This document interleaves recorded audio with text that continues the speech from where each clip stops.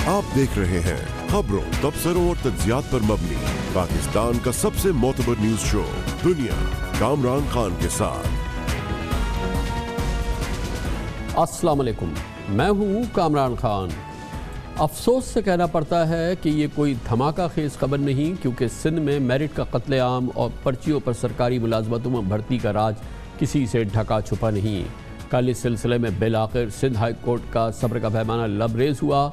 आला ओहदों पर भर्तियां करने वाले इदारे सिंध पब्लिक सर्विस कमीशन को होल सेल करप्शन का गढ़ करार दिया और 2018 के कंबाइन कॉम्पिटिटिव इम्तहान का मनसूख कर दिया।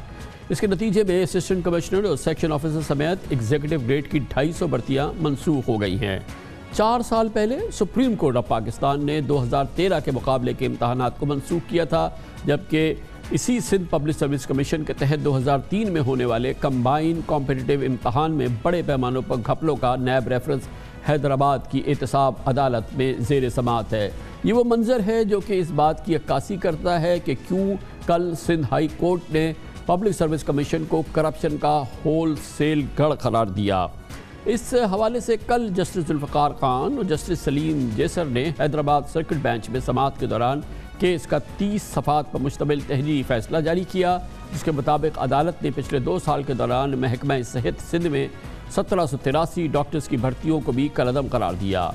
बेंच ने सिंध पब्लिक सर्विस कमीशन के दायरे कार और रूल्स ऑफ बिजनेस के क़वानीन को भी मुअत्तल कर दिया और इन क़वानीन के तहत नई भर्तियों के तमाम टेस्ट, इंटरव्यूज़ और इश्तहारात को भी मुअत्तल कर दिया। कमीशन के सेक्रेटरी अताउल्लाह शाह और दीगर ओहदेदार पहले ही मुअत्तल हैं। गोया Sindh public service commission Amlan और मुकम्मल तौर पे इस वक्त मुअत्तल है। आज हुकूमत सिंध के तर्जुमान मुर्तज़ा वहाब का कहना था कि सिंध हाई कोर्ट का फैसला आईन और कानून के मुताबिक नहीं, सिंध हुकूमत फैसले के खिलाफ सुप्रीम कोर्ट जाएगी।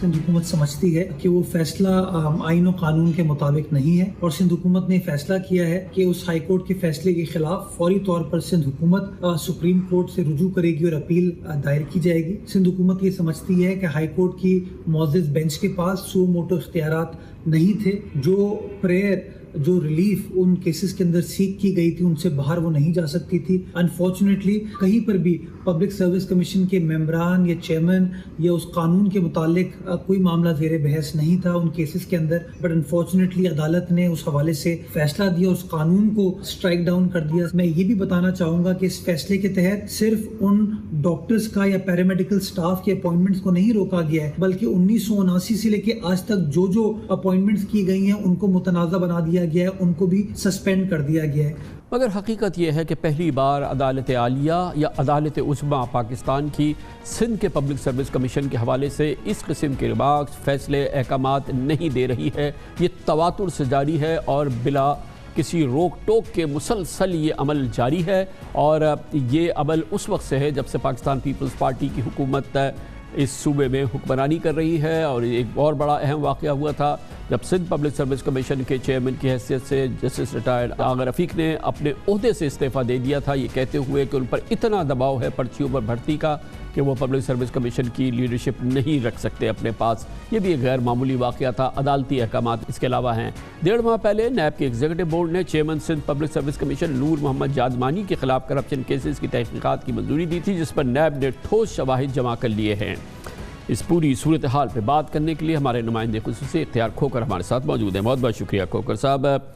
गोया कि सिंध पब्लिक सर्विस कमीशन के लिए एक मामूल का अमल है। सुप्रीम कोर्ट के अहकामात, हाई कोर्ट के अहकामात, फैसले, एक लंबी फहरिस्त इसकी मौजूद है, लेकिन ये शायद सबसे सख्त फैसला है इस हवाले से। गो कि इससे पहले सुप्रीम कोर्ट 2013 में इस किस्म का एक फ़ैसला दे चुकी है।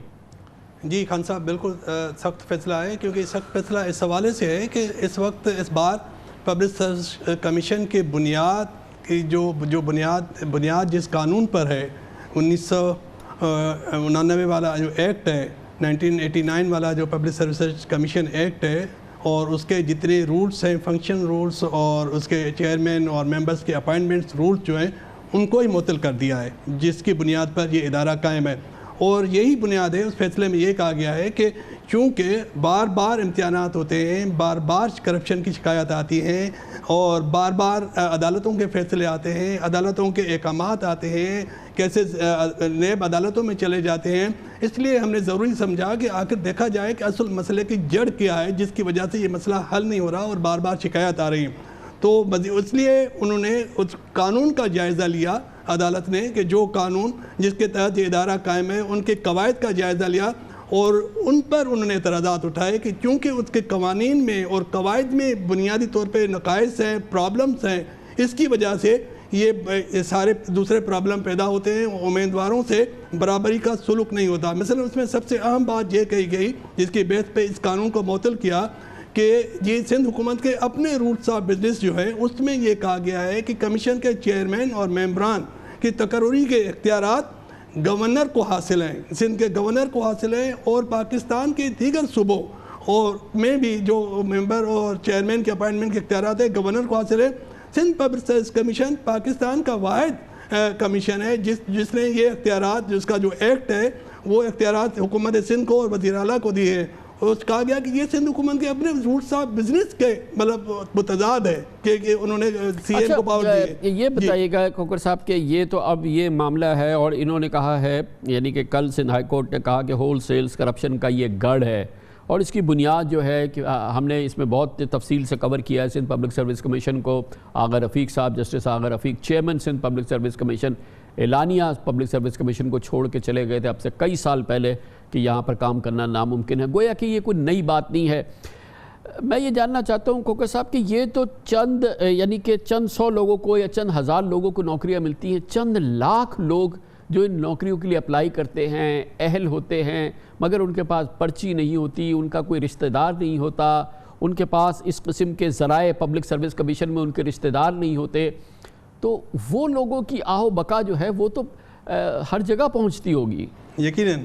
اور یہ جو 30 صفحے کا خانصاحب فیصلہ ہے اس کے 10 صفحے جو ہیں اسی آہو بقا پر جج صاحب نے لکھے ہیں، جس میں یہ انہوں نے بتایا کہ یہ شکایت آتی رہی ہیں کہ جی اہل امیدواروں کو پیچھے رکھ کر بااثر لوگوں کو آگے کے جو اولادیں ہیں ان کو نوکریاں دی جاتی ہیں. پیپرز جو ہیں وہ لیک ہوتے ہیں اور یہ بھی اسکینڈل سامنے آئے کہ جی وہ ان کے جو کمیشن کے ممبران ہیں وہ پیپرز بیچتے ہیں اور اس کے علاوہ کمیشن کو بائی پاس کر کے ہزاروں لوگ جو ہے نا کمیشن کے عہدوں پر بھرتی کیے جاتے ہیں اور کمیشن پھر جو ہے نا کانٹریکٹ پہ لوگ بھرتی کر کے ان کو اسمبلی کے ایکٹ کے ذریعے جو کمیشن کے دائرے میں پہنچ جاتی ہے پھر اسمبلی کے ایکٹ کے ذریعے ان کو مطلب پکا کیا جاتا ہے. تو اس طرح انہوں نے مطلب پورا ڈیٹیل میں لکھا ہے کہ جی لوگوں کے اندر فرسٹریشن پیدا ہو گئی، جو اہل لوگ ہیں، جو اہل امیدوار ہیں ان میں فرسٹریشن پیدا ہو گئی. نہ صرف ان میں جو حاضر سروس اہل لوگ ہیں جو باقاعدہ کمپیٹیٹو پروسیس سے آئے ہیں پہلے، ان میں بھی فرسٹریشن پیدا ہو رہی ہے کہ جی نہ لوگ جو ہے نا وہ اداروں میں بھر گئے ہیں اور ادارے تباہ ہو رہے ہیں. اور کھوکھر صاحب جن لوگوں کو کمیشن کے ذریعے بھرتیاں ہوتی ہیں جن کی، تو ان میں سے اکثریت ہم نے اس پروگرام میں بھی کور کی ہے، تو ہم دیکھیں گے کہ کون کس کا رشتہ دار ہے، کون کس کا بھائی ہے، کون کس سے براہ راست تعلق ہے. ایک ہو of the Sindh government Peoples Party کے لوگ ان کی اس میں بھرتیاں ہوتی ہیں اور پھر اس کے ساتھ ہی جو کمیشن کے لوگ تواتر سے جو مختلف کمیشن کے اعلیٰ عہدیدار ہیں ان کی جو ایک بڑی فہرست ہے ان کے قریبی رشتہ داروں کی، وہ اس میں بھرتی ہوتی ہے. اور یہ جو کلوڑو صاحب ہے جو کہ طویل عرصے سے یہ تمام امتحانات کی کرتا دھرتا ہے، ان کا تو پورا شاید تقریباً پورا خاندان جو ہے وہ اس کمیشن کے امتحان میں پاس ہوتا رہا ہے. جی خان صاحب، یہ جو 2018 کا امتحان جو کمبائنڈ کمپیٹیٹو ایگزام اس آرڈر کے تحت، فیصلے کے تحت جو منسوخ ہوا ہے، اس کی نیب انویسٹیگیشن کر رہا ہے. اور نیب کی جو ابتدائی انویسٹیگیشن ہے جس کی رپورٹ ہم لوگوں کو بھی ملی ہے، اطلاعات ملی ہے، اس میں نیب کی ابتدائی انویسٹیگیشن میں یہ بات آ گئی جن 36 افراد کے خلاف انویسٹیگیشن ہو رہی ہے اس میں سے 18 عادی بخش کلوڑو صاحب جو کنٹرولر ہیں اس کے رشتہ دار ہیں، بھانجے بھتیجے ہیں، ان کے بھائی ہیں، ان کے قریبی لوگ ہیں. اور اس کے علاوہ 3 جو امیدوار ہیں وہ منتخب ہوئے ہیں، ایک دوسرے ممبر سائنداد سولنگی صاحب کے، اور احمد علی قریشی صاحب جو سابق سیکرٹری تھے کمیشن اس کا بیٹا ہوا ہے. اور کہا گیا کہ کنٹرولر صاحب کے ایک قریبی دوست ہیں ابڑو صاحب، ان کے 3 بیٹے اور ایک بھانجا وہ بھی بھرتی ہو گیا ہے. تو یہ تو انویسٹیگیشن ابھی جو نیب میں چل رہی ہے، یہ تو اس امتحان کی آئی ہیں. اس ماضی میں تو کئی جو کمیشن کے ممبران ہیں ان پر یہ الزامات لگتے رہے ہیں. لیکن ابھی وہ انویسٹیگیشن جاری ہے. بہت بہت شکریہ اختیار کھوکر ہمارے ساتھ ہیں. سر پیٹ لیں کیا کیفیت ہے, میرٹ کا یہ حال ہوگا, پرچیوں سے سرکاری ملازمتوں میں بھرتی ہوگی تو کیا ہوگا, اور یقیناً شاید اسی لیے سندھ ہائی کورٹ کو کہنا پڑا کہ یہ کمیشن نہیں ہے بلکہ ہول سیل کرپشن کا ایک گڑھ ہے. کمرشل بریک, اس کے بعد ذکر کریں گے سر توڑ کوشش کی پاکستان کرکٹ بورڈ نے, بالآخر کامیابی ہو گئی. پی ایس ایل کے جو میچز نہیں ہو سکے تھے, پی ایس ایل ٹورنامنٹ کو مکمل کیا جائے. ابو دھابی میں اب یہ میچز ہوں گے اور اگلے ہفتے سے یہ میچز شروع ہو جائیں گے, مگر بہت ہی تکلیف دہ اس کا سفر رہا ہے. ان تمام امور پر بات کریں گے چھوٹے سے وقفے کے بعد. پاکستان میں کرکٹ کے شائقین ہر لحاظ سے بہت خوش ہیں, بہت ہی شادمان ہیں, کیونکہ پاکستان کرکٹ بورڈ کی سر توڑ کوشش کے بعد بالآخر پی ایس ایل کا 9 جون سے دوبارہ آغاز ہونے جا رہا ہے. اس سال مارچ میں کروڑا صورتحال کے باعث پاکستان میں معطل کی جانے والی پی ایس ایل 6 کے بقیہ 20 میچز اب ابوظہبی میں کھیلے جائیں گے. فائنل 24 جولائی کو ہوگا. پاکستانی کھلاڑیوں کے ویزے, فلائٹ شیڈیول وسائل سے لے کر جنوبی افریقہ اور بھارتی براڈ کاسٹرز کے کوارنٹین کی شرائط پوری کروانے پر ابوظہبی حکومت کو راضی کرنے تک پی سی بی کو بہت ساری رکاوٹوں کو پھلانگنا پڑا ہے. بڑا ہی مشکل یہ عمل رہا ہے. اس دوران پی سی بی سے کچھ انتظامی غلطیاں بھی ہوئیں. دوسری جانب پچھلے 1-1.5 ہفتے سے سوشل میڈیا پر کچھ درست کچھ بے بنیاد خبروں کا چرچا رہا, مگر جیسے کہتے ہیں کہ آل ویل دیٹ اینڈز ویل. اب کرکٹ شائقین پی ایس ایل 6 کے میچز دیکھ سکیں گے. اس کے لیے بہت سے کٹھن مراحل عبور کرنے پڑے. بصورت دیگر صرف پی ایس ایل برانڈ ہی متاثر نہیں ہوتا, بلکہ یہ پاکستان کے لیے بھی کوئی اچھا شگون نہیں تھا.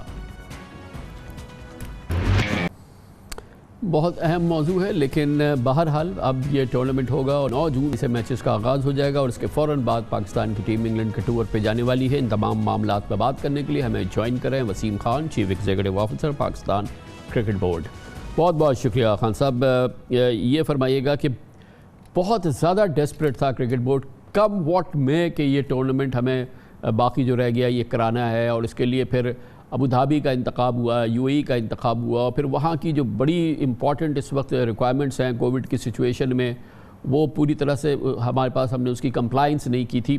تو یہ ایک ہاچ پاچ بڑی کیفیت رہی, اور پھر سم ہاؤ مڈل تھرو کیا ہے آپ نے, ادروائز تو یہ ہونے والا نہیں تھا. تو اتنی ڈیسپریشن کیوں تھی؟ اب نہیں ہو سکتا تھا, نہیں ہو سکتا تھا.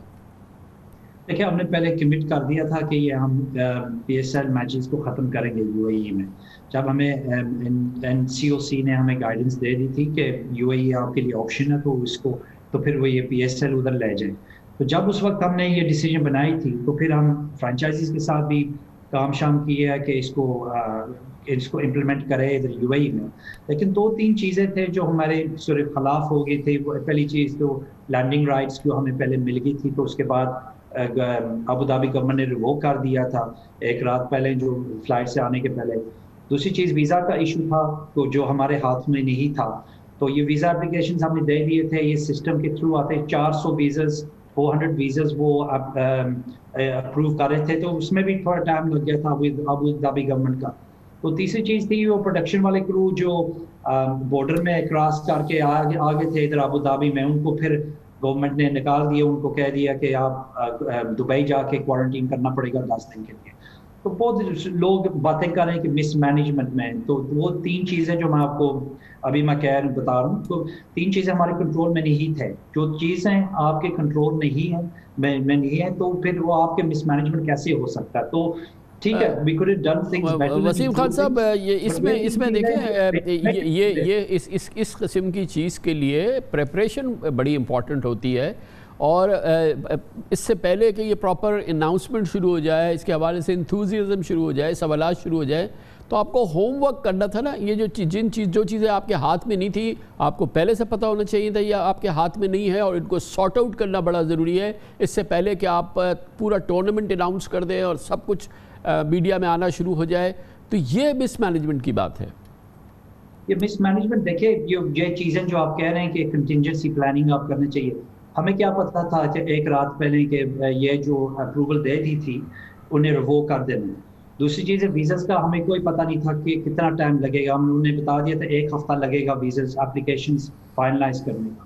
پھر اپروولز بھی مل گئی تھی وہ پروڈکشن کرو کو, تو پھر وہ بھی ریووک کر دی, انہیں نکال دیا ابوظہبی سے اور دبئی بھیج دیا ان کو. تو یہ چیزیں لاسٹ منٹ والی چیزیں پلاننگ ہم نے کی تھی. اچھا اب خان صاحب اب آل سیٹ ہے, it's all set now, complete, all ready to go 9 تاریخ سے؟ ریڈی ٹو گو, بالکل جی, we are ready to go. دیکھیں میجر چیلنجز ہم نے دیکھے ہیں لیکن we got through it and we are ready to get going on the 9th of June.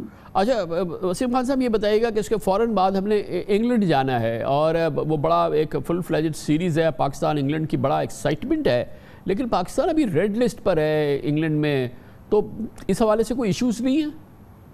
نہیں کوئی ایشوز نہیں ہے کیونکہ یہ چارٹر فلائٹ سے یہاں 25 تاریخ میں نکل جائیں گے پلیئرز ہمارے, تو ادھر 10 دن کے لیے کوارنٹین بھی کریں گے, ادھر تقریباً 4 تاریخ جولائی کی کوارنٹین کی ختم ہو جائے گی, تو 8 تاریخ فرسٹ میچ ہے, تو ایسے کوئی ایشو نہیں ہے, فل ایگزیمپشن مل گئی ہے یہ کھیلنے کے لیے ادھر یو کے میں, یو کے گورنمنٹ سے, تو انشاءاللہ 8 تاریخ جولائی کارڈف میں فرسٹ میچ ہوگا. تو باقی جو وہاں پہ جو ہماری پوری سیریز ہے اس کے لیے ایک پوری تیاری ہے, اور یہ ریڈ لسٹ وغیرہ کا معاملہ جو ہے یہ حائل نہیں ہے, اور یہ بھی طے ہو گیا ہے ابھی سے ابھی کچھ آپ کو پتہ ہے, کیونکہ انگلینڈ تو کافی حد تک ریلیکس ہو گئی ہے سچویشن, اور اوپن اپ ہو گیا ہے کہ یہ ابھی بھی بغیر کراؤڈ کے میچ ہوں گے؟ نہیں دیکھیں وہ ابھی اب ٹیسٹ میچ دیکھیں نیوزی لینڈ کے خلاف لارڈز میں کھیل رہے ہیں, کراؤڈز ہے تو کراؤڈز تو ضرور وہ الاؤ کریں گے, لیکن پرسنٹیجز کا پتہ نہیں ہے ابھی. میرے خیال ہے لارڈز میں تقریباً 25% الاؤ کر رہے ہیں, تو انشاءاللہ ادھر بھی کراؤڈز یو کے میں بھی الاؤ کریں گے, تو ہمارے پاکستانی فینز جو یو کے میں وہ آ کر میچز بھی دیکھ سکیں. ٹکٹس خریدے ہوئے وسیم خان صاحب لوگوں نے, ہمارے پاکستانیوں نے وہاں؟ جی بہت بہت شکریہ Waseem Khan, chief executive Pakistan cricket board, ہمارے ساتھ ابو دھابی سے موجود تھے. کمرشل بریک اس دوران نیوز ہیڈ لائن دیکھیں, اس کے بعد ہم اپنے پروگرام کے باقی حصے کے ساتھ واپس آتے ہیں. آپ دیکھ رہے ہیں خبروں, تبصروں اور تجزیات پر مبنی پاکستان کا سب سے معتبر نیوز شو دنیا, کامران خان کے ساتھ. ویسے تو ایسا ہونا ہی تھا اور ایسا ہی ہوا. پاکستان پیپلز پارٹی اور پاکستان مسلم لیگ نون کا ہنی مون تقریباً 9 ماہ کے عرصے میں اپنے اختتام کو پہنچ گیا ہے, باضابطہ طور پہ ختم ہو گیا ہے. صورتحال بالکل وہیں پہ آ چکی ہے دونوں پارٹی کے آپسی تعلقات کے حوالے سے جہاں سے یہ شروع ہوئی تھی, اور وہی روایتی اور تاریخی ایک دوسرے کے خلاف مخالفت کی کیفیت اب کھل کے سامنے آ رہی ہے. آج بلاول بھٹو زرداری نے موقع جانا اور پاکستان مسلم لیگ نون کی, اس کی پالیسیز کی, اس کی لیڈرشپ کی جی بھر کے کلاس لی.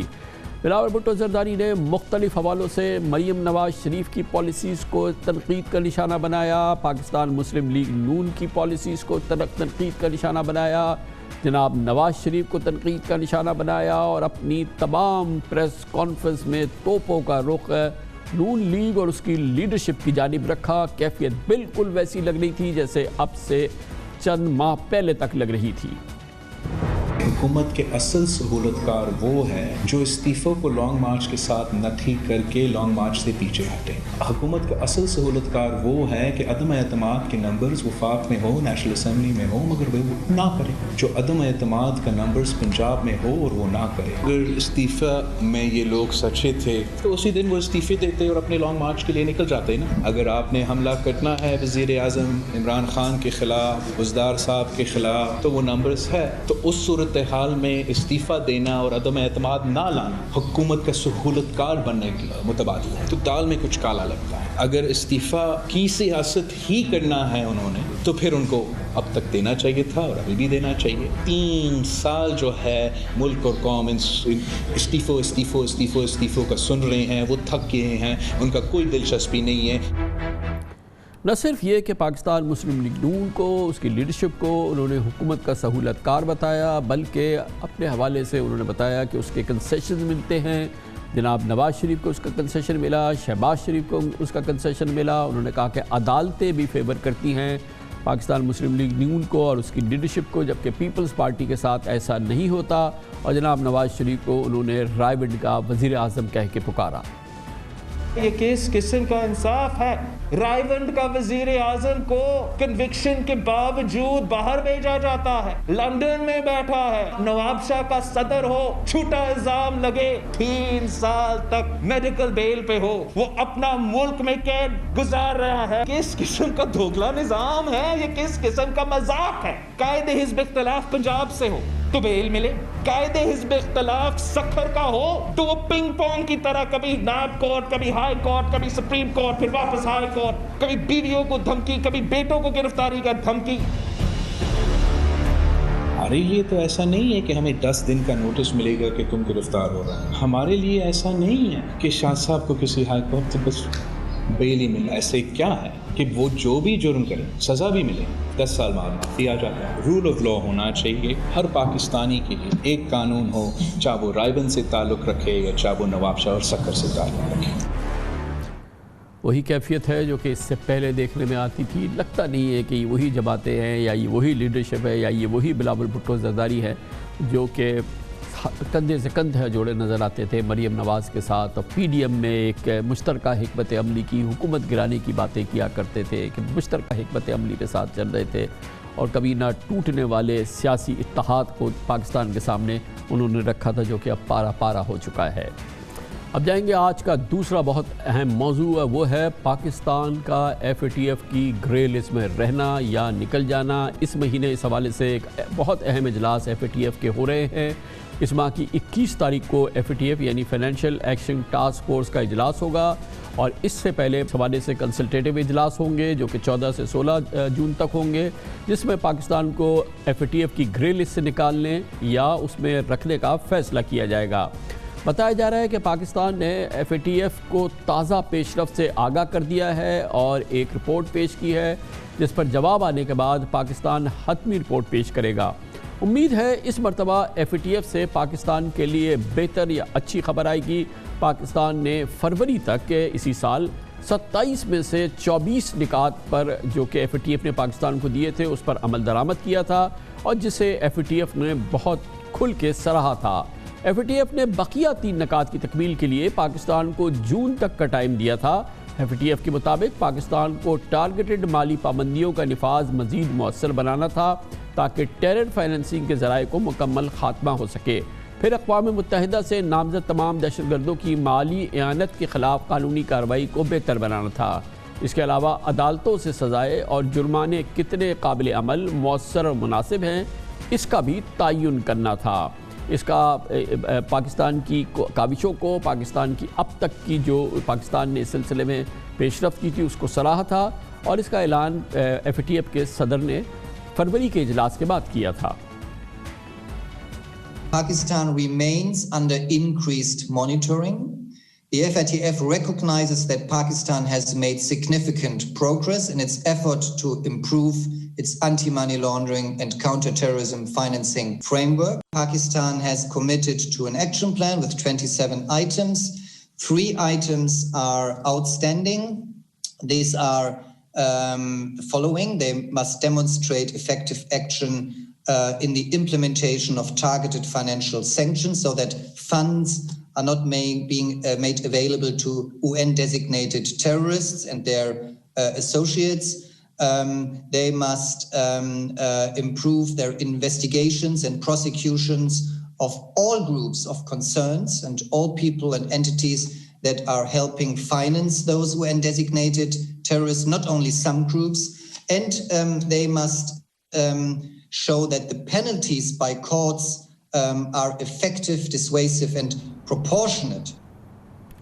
یہ یاد رکھنا ضروری ہے کہ پاکستان کے گلے میں ایف اے ٹی ایف کی اس گرے لسٹ کا توق اب سے 3 سال قبل اس وقت ڈالا گیا تھا جب پاکستان مسلم لیگ نون کی حکومت تھی, اور اس سے پہلے ایف اے ٹی ایف مسلسل تنبیہ جاری کر رہا تھا مسلم لیگ نون حکومت کو پاکستان کے مختلف عوامل کے حوالے سے, اور جس کے بعد ایف اے ٹی ایف کو یہ انتہائی فیصلہ کرنا پڑا. اس پوری صورتحال پر اور پاکستان کی اب تک کی کارکردگی اور اس مہینے کے حوالے سے اس مہینے جو اجلاس ہو رہے ہیں اس میں پاکستان کے پراسپیکٹس پہ بات کرنے کے لیے ہم نے خاص طور پہ دعوت دی ہے. ہمیں جوائن کر رہے ہیں جناب حماد اظہر, وفاقی وزیر برائے انرجی اور ہیڈ ہیں پاکستان کے سربراہ ہیں F A T F task force کے, جو پاکستان ایک ٹاسک فورس بنائی تھی اس پورے معاملے کے حوالے سے. بہت بہت شکریہ حماد اظہر صاحب. لگ تو رہا ہے فیبرری میں بھی لگ رہا تھا کہ ہم بالکل پہنچ گئے اس پہ کہ ہمارے گلے سے یہ گرے لسٹ کا توق اترے, لیکن پھر بتایا گیا کہ 27 میں سے 24 پہ ہم نے عمل درآمد کیا, 3 رہ گئے ہیں. گویا کہ ہاتھی نکل گیا تھا, دم پھنسی رہ گئی تھی. تو اب یہ اس مہینے میں بڑے کلیدی اجلاس ہیں, کیا امیدیں ہیں؟ دیکھیں سب سے پہلے تو یہ کہ پاکستان 2 فیٹف کی مانیٹرنگ لسٹس میں ہے، یعنی کہ ہم وہ دنیا کا واحد ملک ہیں جو فیٹف کے 2 مانیٹرنگ پروسیجر سے گزر رہا ہے، اور یہ پاکستان کو جو فیٹف کا ایکشن پلان دونوں دیے گئے ہیں یہ دنیا کے مشکل ترین ایکشن پلان ہے، اس کا فیٹف خود بھی اعتراف کرتا ہے۔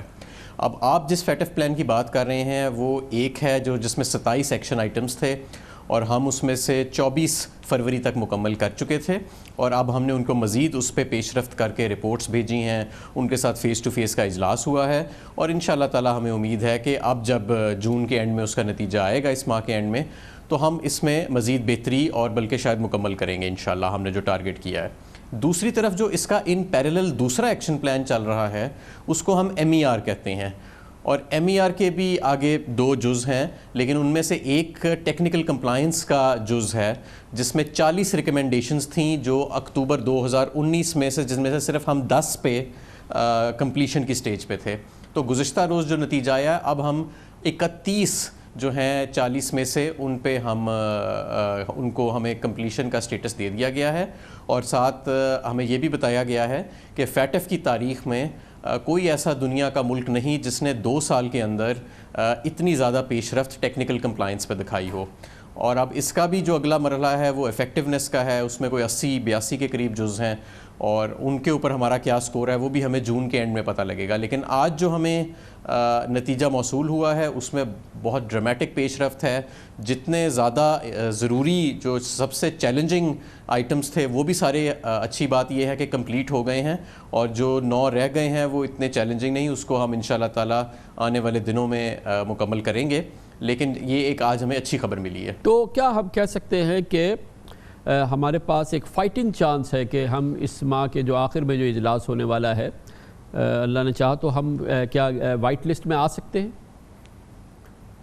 دیکھیں گرے لسٹ، وائٹ لسٹ اور بلیک لسٹ، یہ ہم گرے سے وائٹ میں تو تب جائیں گے جب ہمارے یہ دونوں ایکشن پلانز جو ہیں، جو موجودہ 27 نکاتی ایکشن پلان ہے جس میں سے ابھی ہم 24 مکمل کر چکے ہیں، اس کو بھی مکمل کریں گے، اور یہ جو MER ہے جس میں 40 ریکمنڈیشنز ہیں اور 80 کے قریب 82 کے قریب ریکمنڈیشنز ہے ایفیکٹونیس کی، ان 2 کو بھی ہم مکمل کریں گے۔ گویا یہ وہ امتحان ہے اس کے جو بھی نتائج آنے ہیں، یہ وہ امتحان ہے جس میں پاس وہ ہوتا ہے جو 100 میں سے 100 نمبر لائے، یہ وہ امتحان ہے۔ جی ہمیں تقریباً 100 میں سے 100 نہیں تو کم از کم 99 تو میں کہوں گا کہ مکمل ہونے چاہیے، لیکن اس میں آپ کو ایک اور بات بھی یہاں پہ واضح کرنا چاہوں کہ 2018 میں جب یہ ہماری ٹاسک فورس بھی بنی تھی اور یہ سارا کچھ ہوا تھا، تو یہ دونوں ایکشن پلانز بالکل خالی پڑے تھے، اور بین الاقوامی کمیونٹی یہ سمجھتی تھی کہ پاکستان کا بلیک لسٹ میں جانا تقریباً حتمی ہے، کیونکہ کوئی بھی ملک آج تک اتنے مشکل پلان کو مکمل نہیں کر سکا۔ آج وہ خود کہتے ہیں کہ بلیک لسٹنگ کا اب کوئی خطرہ نہیں دونوں ایکشن پلانز میں، اب صرف سوال یہ ہے کہ ہم نے گرے سے وائٹ میں کب جانا ہے، اور وہ تب ہی جانا ہے جب ہم یہ دونوں ایکشن پلانز مکمل کریں گے۔ ان دونوں میں سے بھی، یہ بھی ایک میں آپ کو ایک ٹیکنیکل بات بتاؤں، ان دونوں ایکشن پلانز میں سے جو زیادہ مشکل ایکشن پلان تھا اور جس کی ٹائم لائن زیادہ شارٹ تھیں اور ایکسپائر ہو گئی تھیں، وہ 27 نکاتی والا تھا، جس میں سے ہم 24 الحمدللہ مکمل کر چکے ہیں۔ جو دوسرا ایکشن پلان ہے 40 نکاتی اور 82 جس میں ریکمنڈیشنز ہیں، اس کی ہمارے پاس ابھی وقت بھی کافی ہے، اور وہ اتنا چیلنجنگ نہیں جتنا پہلا ایکشن پلان تھا۔ تو ہمارا صاحب یہ کیسا امتحان ہے؟ ہمیں تو یہ لگ رہا تھا کہ اس میں سیاسی عوامل ہوتے ہیں، بعض ملک ہیں، امریکہ ہے، دوسرے ملک ہیں جن کا بڑا ویٹ ہے، تو آپ کی بات سے تو ایسا لگ رہا ہے کہ یہ وہ MCQs ہیں جس کا کہ انویجلیٹر سے کوئی تعلق نہیں ہے، آپ کی جو نتائج ہیں اس پر وہ فیصلہ ہوگا۔ کیا حقیقت ایسی ہے کہ یہ ایک MCQ کی طرح سے ہے کہ ہم نے 100 میں 100 لیے تو ہم پاس ہوں گے، اور یہ امریکہ کا نہ کردار ہے کوئی، نہ برطانیہ کا کوئی کردار ہے، نہ کسی اور ملک کا کوئی کردار ہے، اور سیاست کا اس میں کوئی کردار نہیں ہے؟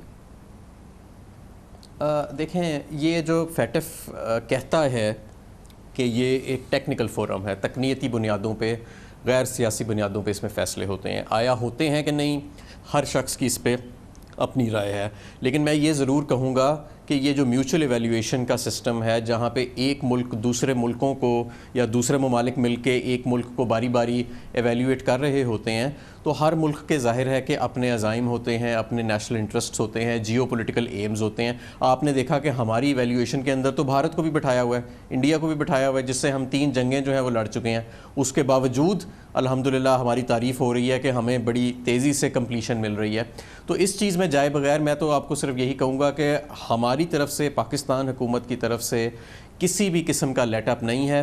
اور آج جس کا نتیجہ ہمیں ملا کہ فیٹف کی تاریخ میں پہلی مرتبہ ایسے ہوا کہ کسی ملک نے جو 2 سال پہلے 10 سے صرف کمپلیشن پہ تھا 40 پہ, اور وہ اپنا سکور لے گیا 31 آؤٹ آف 40. اس کی پہلے فیٹف کی اپنی تاریخ میں کوئی مثال نہیں ملتی, اور وہ خود اس کا اعتراف کرتے ہیں. ہم اسی طرح محنت کرتے رہیں گے اور انشاءاللہ کوشش کریں گے کہ جلد از جلد ہمارے یہ دونوں ایکشن پلانز کمپلیٹ ہوں. تو حماد صاحب, آپ نے فرمایا کہ اس کے تو ہم نے یعنی کہ 27 میں سے 24 کر لیے تھے, 3 میں مزید ہم نے انیشیٹو لیا, دوسرے پلان کے اندر بھی ہم نے 40 میں سے 31 کر لیے ہیں, تو یہ بھی بڑی ایک اچیومنٹ ہے. پھر ایکسیکیوشن کے نمبرز ہمارے ابھی کم ہیں. تو یہ کب تک یہ سلسلہ چلے گا؟ مطلب وہ کب تک ہمیں دیکھتے رہیں گے, اور ہمارے پاس کتنا ٹائم ہے؟ کیا یہ لامتناہی چلنا ہے سلسلہ, یا اس کو ہم نے کسی جگہ پہ کسی حد تک پہنچانا ہے؟ نہیں, لا امتناعی تو نہیں ہے, یہ ختم تو ہوئے گا. اور اب ہم دونوں ایکشن پلانز میں کمپلیشن کے قریب ہیں. میں یہ ضرور کہوں گا, ایک ایکشن پلان میں تو بالکل ہم قریب ہیں, 24 میں سے 27 ہے, اور اب مزید اس میں بہتری آئے گی انشاءاللہ جب نتیجہ آئے گا. اور دوسرا بھی ہم اگر 31 میں سے 40 ہیں, اور وہ 31 وہ ہیں جو سب سے چیلنجنگ تھے, جو باقی 9 رہ گئے ہیں وہ اتنے چیلنجنگ نہیں ہیں. تو ہم دونوں ایکشن پلانز میں ہیں تو ہم قریب. اور اچھی بات یہ ہے کہ جو بلیک لسٹنگ جس کو بڑا حتمی سمجھا جا رہا تھا ایک وقت پہ 2-3 سال پہلے, وہ اس کا اب کوئی خطرہ نہیں ہے.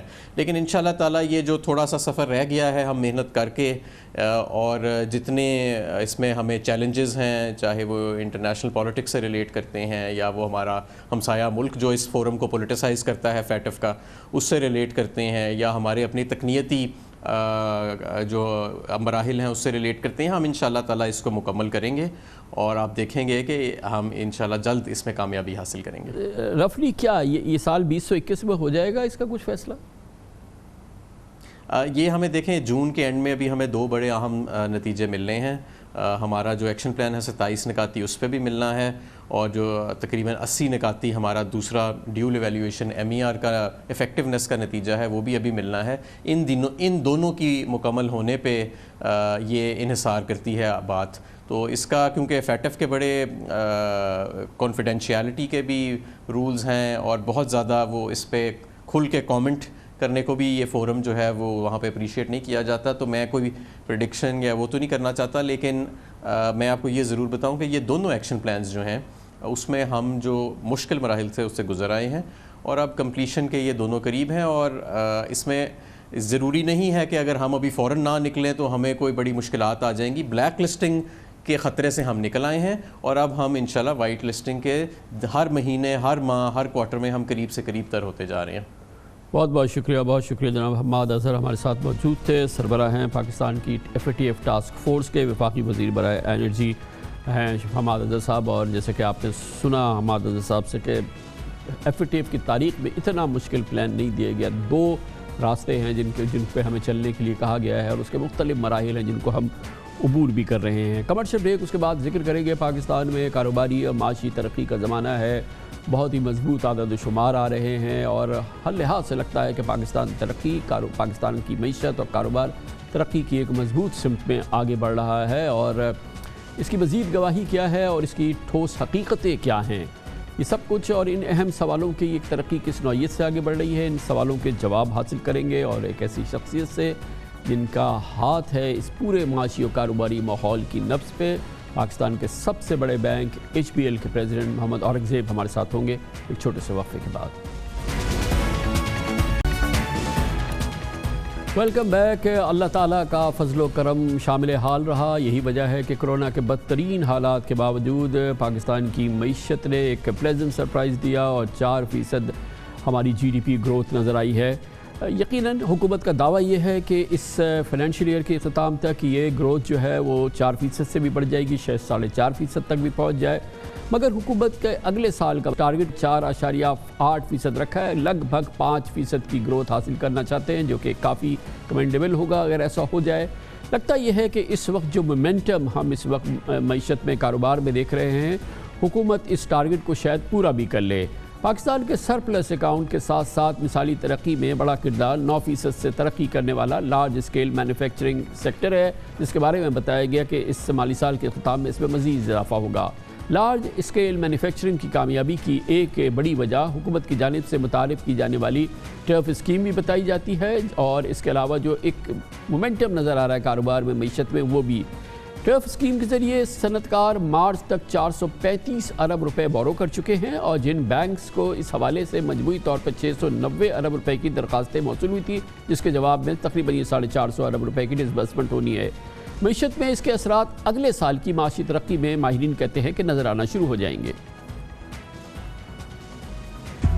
کل لیکویڈیٹی انجیکشن ہوئی وہ تقریباً 2 ٹریلین روپیز کی بنتی ہے، تقریباً 5% آف GDP۔ تو یہ ایک بڑا ہی ایگریسو سٹیمولس اسٹیٹ بینک نے دیا۔ اس میں سے جو انٹرسٹ ریٹ کا حصہ ہے وہ تقریباً 1 سے 1.5% کا ہے، اور باقی سارا جو ہے وہ ڈائریکٹ کوانٹیٹیو میجرز ہیں۔ ایک میں مثال لے لوں ٹرف، جس میں تقریباً 450 ارب کے ابھی اپروول ہو رہے ہیں، ان کی ڈسبرسمنٹ آہستہ آہستہ ہو رہی ہے، سارے ابھی ڈسبرس نہیں ہوئے۔ کہنے کی مراد یہ ہے کہ کافی سارا مانیٹری سٹیمولس جو ہے ابھی پائپ لائن میں ہے۔ اسٹیٹ بینک آف پاکستان کا یہ خیال ہے، یہ ان سینٹرل بینکس میں ہے جن کا یہ خیال ہے کہ the costs of withdrawing stimulus too soon are higher than withdrawing stimulus too late، یعنی ہمیں stimulus کو withdraw کرنے میں جلد بازی اگر کی تو اس کا کاسٹ زیادہ ہے، اور ان کیس اگر stimulus withdraw کرنے میں تھوڑی دیر ہوئی تو relatively speaking balance of risks اس سائڈ پہ tilted ہے کہ آپ تب ہی stimulus کو کم کرنے کا سوچیں جب آپ بہت convinced ہو جائیں کہ اب کرونا کی وبا جو ہے اس پہ اچھی طرح قابو پا لیا ہے، اور جو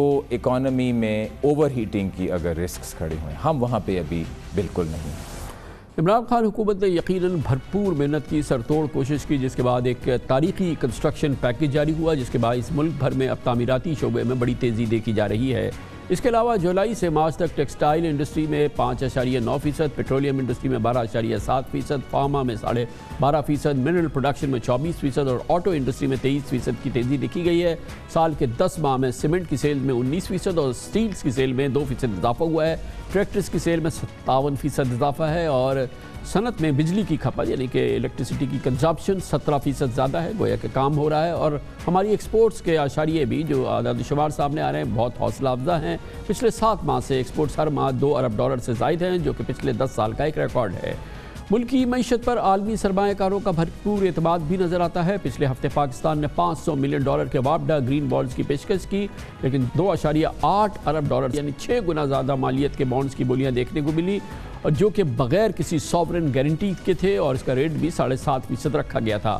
اس کے علاوہ دوسری جانب گوادر سمیت ہر صوبے میں سی پیک کے تحت بڑے ترقیاتی منصوبے شروع کیے جا رہے ہیں، اور انفراسٹرکچر میں تیزی سے کام ہو رہا ہے۔ گویا کہ پاکستان کی معیشت کا یہ مومنٹم برقرار رہا تو یقیناً ہماری معاشی ترقی اور کاروباری ترقی کے لیے آئندہ 2 سال اور پھر اس سے آگے کے سال انشاءاللہ بہت بہتر رہیں گے۔ لیکن یہ ساری کیفیت جو ہم نے بیان کی، اس کے مزید حقائق جاننے کی کوشش کریں گے، اور ان تمام معاملات پہ نبض ہوتی ہے بینکس کی، کیونکہ یہ تمام چیزیں فلو ہوتی ہیں پاکستان کے بینکنگ کے نظام سے، اور اس کے لیے آج ہم نے دعوت دی ہے پاکستان کے سب سے بڑے بینک کے سربراہ اور پاکستان کے نامور ترین اور تجربہ کار ترین جو ہمارے بینکرز ہیں، ان میں سے ایک جناب محمد اورنگزیب کو، جو صدر ہیں HBL کے۔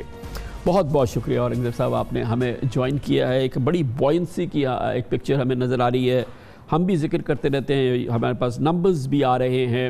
آپ لوگوں کی ہاتھ ہوتے ہیں، انگلیاں ہوتی ہیں نبض پہ، پلس پہ، کتنا یہ ٹرو ریفلیکشن ہے جو کہ آپ کے پاس نظر آ رہا ہے اس کیفیت؟ جی کامران خان صاحب، آپ نے جو ابھی ذکر کیا ہے ڈفرینٹ اسپیکٹس کا، آئی تھنک کہ اسی طرح ہمیں فوکس کرنا چاہیے in terms of the activity drivers rather in terms of the head line number. جیسے ابھی آپ نے لارج اسکیل مینوفیکچرنگ کی بات کی ہے، اس میں whether is cement, whether is autos, whether is pharma, وہ ڈبل ڈیجٹ گروتھ ہے، اور ایون ان ٹیکسٹائلز جہاں سنگل ڈیجٹ گروتھ ہے، لیکن rather than fabric and yarn value added میں وہ جو گروتھ ہے وہ نظر آ رہی ہے۔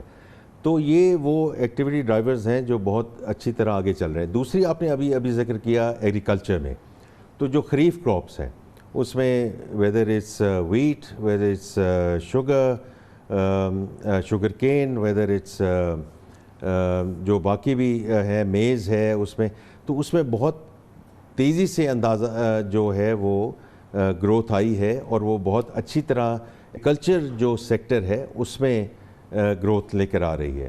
اور سو یہ جو سارے جو ایکٹیویٹی ڈرائیورز ہیں دیٹ آر مور امپورٹنٹ دین کہ ہیڈ لائن گروتھ کا کیا نمبر ہے. اچھا, اب آپ نے ٹرف کی بات کی ہے کہ, اور آئی تھنک یہ بہت امپورٹنٹ ہے بیکاز اسٹیٹ بینک کی گائیڈنس میں منسٹری آف فائنینس نے وہ سبسیڈائز بھی کیا ہے. اور میں آپ کو یہ بتا سکتا ہوں کہ یہ جو ایل سیز ابھی کھل چکی ہیں اپریل کے آخر میں, تو اسی فسکل ایئر میں جو نیکسٹ فسکل ایئر ہے we will start seeing the results of this investment which is going in, اور انشاءاللہ جو اس سے اگلا فسکل ایئر ہے اس میں جو ابھی گروتھ پروجیکشنز ہو رہی ہیں اس میں یہ جو ٹرف کا جو ایلیمنٹ ہے سال کا یہ اٹریکٹیو, بہت ہی اٹریکٹیو شرح ہے. تو یہ جو پورا ماحول ہم دیکھ رہے ہیں جس کا ہم نے ایک ایک کا اظہار کیا, اصل تو کامیابی یہ ہے کہ اس میں سسٹینیبلٹی نظر آئے, اس میں ہمیں نظر آئے کہ یہ چلتا رہنا ہے, یہ پینٹ اپ ڈیمانڈ کی وجہ سے نہیں ہے, یا یہ کہ یہ جو اسپیشل پیکیجز ہیں صرف اس نے اس کو ڈرائیو نہیں کر رہا ٹو میک اٹ گو, اور یہ چلتا رہے کئی سال تک. اس کے آثار نظر آ رہے ہیں اور اس کے لیے کیا کرنا ہوگا؟ دیکھیں کامران صاحب, یہ امپورٹنٹ چیز ہے کہ ہم ایکٹیویٹیز ڈرائیورز کو دیکھیں, بیکاز ایگریکلچر میں جو بھی گروتھ آ رہی ہے وہ اپنی جگہ آ رہی ہے, جو لارج اسکیل مینوفیکچرنگ میں آ رہی ہے وہ اپنی جگہ آ رہی ہے, ریمیٹنسز سائڈ پہ جو آ رہی ہے وہ اپنی جگہ آ رہی ہے, لیکن ایکسپورٹ سائڈ پہ بھی ہمارے پاس بہت گنجائش ہے. بیکاز دس از ناٹ, جب میں نے ابھی آپ سے بات کی کہ فارماسیوٹیکل انڈسٹری کو فار ایگزامپل یہ ایک فنانسنگ دی گئی ہے, آج کامران خان صاحب جو ہماری ایکسپورٹ ہے فارما سے وہ $200 ملین ہے, اس کی جو پوٹینشیل ہے وہ کم از کم $1 بلین ہے. تو یہ جو یہ فنانسنگ آئے گی اس میں نہ صرف یہ ہے کہ لوکل انڈسٹری کو موقع ملے گا, امپورٹ سبسٹیٹیوشن کو موقع ملے گا, یہ ایکسپورٹ پوٹینشیل بھی ہے. How do we make it, میں آپ سے پوچھنا چاہ رہا تھا کہ یہ تو ہمارے جو ٹریڈیشنل ایکسپورٹ ہے, ٹیکسٹائل ہے, اور یہ جس میں ہم گروتھ دیکھ رہے ہیں, لیکن جیسے آپ نے کہا کہ پوٹینشیل, اگر آپ نے ذکر کیا فارما کا, آپ کہتے ہیں 200 ملین کی ایکسپورٹ ہے, اس میں کا 1 بلین کا پوٹینشیل ہے. ہم نے اس سال دیکھا ہے ویری انکریجنگ کہ پاکستان کی آئی ٹی انڈسٹری نے $1.7 بلین ایکسپورٹ کی ہے. یہ وہ سیکٹر ہے کہ جو بیچارہ فنڈنگ ڈھونڈتا رہتا ہے کیونکہ ان کے پاس کولیٹرل نہیں ہوتا, ہمارے پاس وینچر کیپٹلسٹ نہیں ہے, وہ کیپٹل نظام نہیں ہے, ہمارے پاس اس طرح کی سیڈ فنڈنگ نہیں ہوتی ہے. یہ سیکٹر جو بیچارہ جس میں اتنا پوٹینشیل ہے اس کو انکریج کیسے کر رہا ہے ہمارا بینکنگ سیکٹر, اور کیسے کر سکتا ہے؟ جی, تو اس میں اتنا بڑا پوٹینشیل ہے کیونکہ آپ دیکھ رہے ہیں کہ آج کل کس قسم کی انویسٹمنٹ آ رہی ہے اس سیکٹر میں, رائٹ, بیکاز اٹس جو ہمارے اسٹارٹ اپس ہیں, جو ہمارے فن ٹیکس ہیں, اور جو ان کی اس وقت گروتھ چل رہی ہے, اور ہم نے خود بھی انویسٹ کیا ہے اس وقت فنجا کمپنی میں انویسٹ کیا ہے, بیکاز دیکھیے سر کہ اس میں جو گروتھ بھی آنی ہے, اور اس میں دیکھیں 2-3 چیزیں ہمیں ورٹیکلز میں نہیں دیکھنا, ہم نے ہاریزونٹلی دیکھنا ہے. کیونکہ ایس ایم ای میں بھی, کیونکہ ہم یہ دیکھ سکتے ہیں کہ جو فنجا میں ہم نے ابھی انویسٹ کیا ہے کہ ہم as part of the S M E میں کیسے جا کے انویسٹ کر سکتے ہیں. So that is not about guarantees, that's not about کہ ہمیں کوئی گورنمنٹ سے یا ہمیں اسٹیٹ بینک سے ہمیں ملے. ہمیں اپنا بینکوں کو یہ سوچنا ہے کہ ہم نے کولیٹرل سے لے کے کیش فلو لینڈنگ پہ کیسے جانا ہے. تو اس میں یہ جو فن ٹیکس ہیں اور یہ ٹیکنالوجی کا رول ہے, یہ is going to be very important in taking the I T not only in the context of exports جیسے آپ نے ذکر کیا ہے, but in the context of growing this economy and جو ڈیجیٹل اکانومی کی بات ہے, and how that is going to انشاءاللہ لیپ فراگ دس کنٹری. یہ فرمائیے گا کہ ایک بہت اہم سوال ہے, اور ابھی آپ سے پہلے ہم حماد اظہر صاحب سے بات کر رہے تھے, ایف ٹی ایف کے حوالے سے ہم بڑے مسائل کا شکار رہے, اور پھر ہم نے بہت بڑا سفر طے کیا ہے پچھلے 3 سال کے دوران, خاص طور پہ 2.5 سال میں خاص طور پہ. اور یہ جو ہماری ڈیجیٹل اکانومی ہے, ہماری ڈاکیومنٹڈ اکانومی جو کہ جڑ ہے اس پورے معاملے کی, اور اس میں بڑی ہم نے بہتری دیکھی ہے پچھلے 2 سال کے دوران. ایچ بی ایل اس کو لیڈ کر رہا ہے کافی حد تک. یہ اب ہم کہاں سے کہاں پہنچے ہیں, اور اگلا ہمارا منزل کیا ہونی چاہیے کہ ہم فخر سے کہہ سکیں کہ جی کہ اب ہم بھی جو ہیں وہ ایک ڈیجیٹل اکانومی ہیں, اور ہماری پوری اکانومی جو ہے وہ ایک ڈاکیومنٹڈ اکانومی ہو گئی جس سے ہمارا جی ڈی پی ایک دم ظاہر ہے کہ بہت بڑھ جائے گا.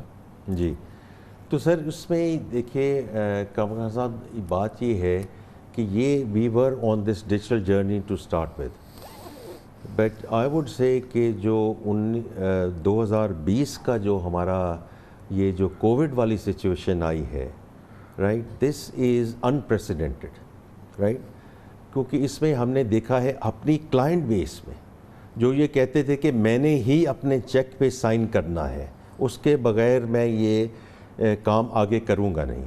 سو اٹس میٹر آف ڈیفالٹ کہ جو اور آپ خود اس میں کئی پروگرام کر چکے ہیں, this you know the whole digital journey in terms of the transactions which went through from being physical into the branches, into our mobile apps, into the data situations. This not sir کہ یہ 10, 20, 30 یہ ایک 100% سے 150% سے یہ increase کیا ہے. So there's been a demand element of it, and of course on the supply side we all need to step up. You all need to step up to make sure کہ ہم اس کو آگے لے کر چلیں. اور اس میں دیکھیے جو اسٹیٹ بینک کا جو رول ہے بہت کلیدی رول ہے. انہوں نے جو ہمیں پروڈینشیل ریگولیشنز اور اس میں جو ہمیں ریلیفز دی ہیں اور آگے وہ لیتے جائیں گے, اور اسی طرح گورنمنٹ کا جو رول ہے, آئی ٹی منسٹری کا رول ہے, وہ بہت کلیدی رول ہے. لیکن جو ڈیجیٹل اکانومی ہے that is going to leapfrog us in a big way. Aurangzeb sahab آپ کی موجودگی سے فائدہ اٹھانا چاہوں گا. میں یہ جاننا چاہوں گا کہ from the perspective of the largest bank of Pakistan, جس کے کہ آپ ماشاءاللہ صدر ہیں, آپ وائس چیئرمین بھی ہیں پاکستان بزنس کاؤنسل کے, تو آپ کو کیا, یہ تو ہم نمبرز بتاتے ہیں, تمام اعداد و شمار سامنے آتے ہیں, آپ کے لحاظ سے کیا آپ کو سب سے زیادہ آپ کو پلیزنٹ اس وقت سچویشن پاکستان کی بزنس اور اکانومی میں کیا لگ رہی ہے؟ سب سے زیادہ آپ کو جو گرین شوٹس نظر آ رہے ہیں وہ کن سیکٹرز کے اندر نظر آ رہے ہیں؟ دیکھیے اس میں تو میں نے اسی شروع میں پہلے بات کی تھی, جو لارج اسکیل مینوفیکچرنگ ہے وہ تو ایک فیکٹ بیس ہے نا جی, کس قسم سے گروتھ ہوئی ہے. جو ایگریکلچر ابھی خریف کی ہماری جو کراپ آئی ہے that is a matter of fact. اب اس میں جو دوسری تیسری چیزیں ہیں جس کو ہم نے اس میں لے کر آنا ہے کامران صاحب, اس میں یہ ہے کہ جو سی پیک والا ایلیمنٹ ہے وہ بہت امپورٹنٹ ایلیمنٹ ہے. میں یہ جاننا چاہوں گا کیونکہ بہرحال اس پر بھی آپ کی بڑی نگاہ ہے, کیونکہ ایچ بی ایل واحد بینک ہے جس کے بیجنگ میں پریزنس ہے, بڑا وہ ہے, اور آپ سی پیک کا, اب ہم اس حصے میں داخل ہو رہے ہیں کہ جب ہمارے پاکستانیوں نے سنا اور انویسٹمنٹ ہوئی اور کام شروع ہوا, اب ہمیں چاہیے فروٹس کہ وہ ہم دیکھ سکیں, جو کہ ہمیں نظر آئیں اور ہم اس کو فیل کر سکیں. کیا وہ زمانہ آ رہا ہے؟ نہیں, بالکل ٹھیک کہہ رہے ہیں, because CPEC phase 1 as far as I am concerned was about infrastructure. ہم نے بجلی خانے لگائے, ہم نے سڑکیں بنوائی, ہم نے اور اس کا انفراسٹرکچر. اب جو سی پیک فیز 2 ہے کامران صاحب, وہ ہے مونیٹائزنگ دیٹ انویسٹمنٹ. اس میں جیسے آپ کو معلوم ہے یہ گورنمنٹ بھی کر رہی ہے in terms of S C زیز, رائٹ. اس میں M3 ہے, ڈھابجی ہے, اس میں راشکائی ہے, جہاں ہم خود اس میں ہم گئے ہیں, ہم نے وہاں برانچز بھی کھولی ہیں, ہم وہاں ان چائنیز انویسٹرز کے ساتھ کام بھی کر رہے ہیں, وہ ہمارے کلائنٹ بھی ہیں, ہم ان کو فردر انویسٹمنٹ لانے کی کوشش کریں. گوادر کا آپ نے ابھی ایک پروگرام کیا تھا, تو گوادر فری زون میں we are the only bank which has a branch, اور اس میں ہم کوشش کر رہے ہیں کہ جو ایئرپورٹ بن رہا ہے اور باقی جو وہاں سہولتیں ہم پرووائڈ کرتے ہیں وہ بھی پرووائڈ کرتے ہیں. لیکن کامران صاحب میں آپ کو یہ کہوں گا we need to go beyond that, کہ دیکھیے جو اس وقت پرائرٹیز کی آپ نے بات کی تھی, اس ملک کی پرائرٹیز کی بات میں کی تھی, اس میں agriculture and getting agriculture to the next stage is one of the most important imperatives. اور اس میں working with the Chinese companies, whether is mechanisation, whether is yield enhancement, اور اس میں بھی ہم اپنا کردار ادا کرنے کی کوشش کر رہے ہیں کہ ان کمپنیوں کو کیسے لے کر آئیں تاکہ ہم اس کو ایز پارٹ آف جی بالکل ہے, بالکل ہے. اسی دوران ہماری ایک اور ڈیولپمنٹ ہوئی نا اورنگزیب صاحب کہ جو ہم انٹرنیشنل مارکیٹس کو ٹیپ کر رہے ہیں, اور ہم نے پہلی بار یہ گرین بانڈ جاری کیا وابڈا کا, اور کوئی اس میں اسٹیٹ ساورن گارنٹی بھی نہیں تھی. یہ بھی ایک پازیٹیو ڈیولپمنٹ ہے انٹرنیشنل مارکیٹس کی, جو ایکسیپٹنس ہم نے دیکھی. جو گرین بانڈ ہے جو وابڈا کا, میں ان کو جنرل مزمل صاحب کو اور ان کی ٹیم کو بہت مبارکباد پیش کرنا چاہتا ہوں، بیکاز اس میں میں نے earlier on in the week بھی کہا تھا کامران خان صاحب کا کہ یہ 3 فرسٹ تھے. ایک تو یہ تھا کہ کوئی ایک state on enterprises international capital markets کو ایکسیس کرنے گئی ہے. دوسرا یہ ہے کہ انہوں نے کسی سوورن گارنٹی کو نہیں مانا. اور تیسرا یہ ہے کہ یہ گرین انویسٹرز کے پاس گئے ہیں اور یہ ڈیبیو گرین بانڈ تھا اور اس میں 201 انویسٹرز آئے ہیں اور اس میں one of the most savvy investors in the world whether is BlackRock, it's right, it's Goldman سیکس، اور اس میں اور بھی بڑے لوگ تھے جو اس میں آئے. So it's a big success. لیکن میں جو پہلے بھی آپ سے بات کر رہا تھا کہ اب یہ وقت آ گیا ہے اور میری مدمانہ درخواست ہے گورنمنٹ سے اور منسٹری آف فائنینس سے کہ اب پینڈا بانڈ کی طرف چلیے، کہ آپ نے یورو بانڈ کر لیا، آپ نے سکوک کر لیا اور انشاءاللہ ڈالر بانڈز بھی کریں گے اور انشاءاللہ ایچ پی ایل کی پوری کوشش ہوگی کہ ہم اس میں مدد کریں اور انشاءاللہ the government will be very successful in that. مجموعی طور پر آپ یہ سمجھتے ہیں کہ لو انٹرسٹ رجیم ہے اس وقت پوری دنیا میں، تو یہ ہمارے لیے ایک آئیڈیل سچویشن ہے کہ ہم یہ بانڈز کو ٹیپ کریں، اور اس میں آپ کہتے ہیں کہ یہ ایک پرومیننٹ ایونیو اویلیبل ہے؟ بالکل سر، جیسے آپ کہہ رہے ہیں بالکل ٹھیک ہے. اور یہ this is all about diversifying our funding avenues. اور جس طرح میں نے وابڈا کے ذکر میں کیا تھا، ان کو گرانٹس بھی ملتی ہیں، ان کو ملٹی لیٹرل سپورٹ بھی ملتی ہے. لیکن یہ کتنی بڑی بات ہے کہ on the strength of their own balance sheet they have gone to the international investors and have raised this funds. اور یہ بات ایسی نہیں ہے کہ ایک دفعہ انہوں نے ریز کر لیا ہے، اب تو وہ بار بار جائیں گے. اسی طرح جو پینڈا بانڈ ہوگا، اگر ہم پہلی سیلف رجسٹریشن کر سکیں سے $1 بلین اور اس میں گورنمنٹ آف پاکستان پہلی دفعہ جا کے $250-300 ملین کے ایکویولنٹ کر لے، but we keep it a tap کہ یہ ہمارے پاس ایک اور فنڈنگ سورس مل جائے گی. اس پورے ماحول میں ضرورت ہی اس بات کی ہوتی ہے کہ صرف ہرا نہ دکھایا جائے. آپ کے نزدیک یہ بھی بتائیے کہ ورڈ آف کاشن کیا ہے جو کہ ہم سب کو اس پہ نظر رکھنی چاہیے کہ یہ ایک مومنٹم بن رہا ہے، لیکن اس کو کنسالیڈیٹ کریں اور اس کو انہینس کریں، اور اس کے لیے احتیاط بھی تو لازم ہے اور کہیں سلپیجز نہ ہوں. کامران صاحب آپ بالکل صحیح کہہ رہے ہیں. دیکھیے while we are doing all of this, کچھ اللہ کا شکر ہے کہ ہمیں ٹیل ونڈز ملی ہیں، ایگریکلچر میں ملی ہیں، اور اسٹیٹ بینک نے بہت بڑی اس میں مدد کی ہے ان ٹائمز آف دا کووڈ. تیسری چیز یہ ہے کہ کووڈ اللہ کا شکر ہے اور اس ملک پہ بہت اللہ کا کرم ہے کہ تھرڈ ویو میں بھی we are plateauing and actually going down. لیکن جو آپ بات کر رہے ہیں وہ بہت امپورٹنٹ بات ہے کہ اسٹرکچرل ریفارمز جو ہے، whether it's on the energy side, whether it's on our tax to GDP side, اس پہ ہمیں نظر رکھنی پڑے گی. سر ہمیں براڈننگ بھی کرنا پڑے گا اور اس رجیم کو، اور انہی چیزوں پہ جو اسٹرکچرل ریفارمز ہیں، I think we are moving in the right direction on the energy side as well, کہ ٹیک اینڈ پے، اور ٹیک اور پے سے ہم ٹیک اینڈ پے لے کے جا رہے ہیں. جو ایکوٹی ریٹرنز ہیں ان کو بھی ہم نیچے لے کر آ رہے ہیں. We are all moving in the right directions, لیکن the reality is we will have to stay firm on this trajectory as we go forward. Sir thank you so much, بہت شکریہ جناب Muhammad Aurangzeb, president HPL، vice chairman Pakistan business council, ہمارے ساتھ موجود تھے. ان کی ٹیک تھی پاکستان کی معیشت و کاروبار کی موجودہ سمت کے حوالے سے. اس کے ساتھ ہی ہمارے آج کے پروگرام کا اختتام ہوتا ہے. سیٹرڈے سنڈے کی ہفتہ وار تعطیل رہتی ہے. پیر کو انشاءاللہ آپ سے پھر ملاقات ہوگی. پیر تک کے لیے کامران خان کو اجازت. اللہ حافظ ناصر.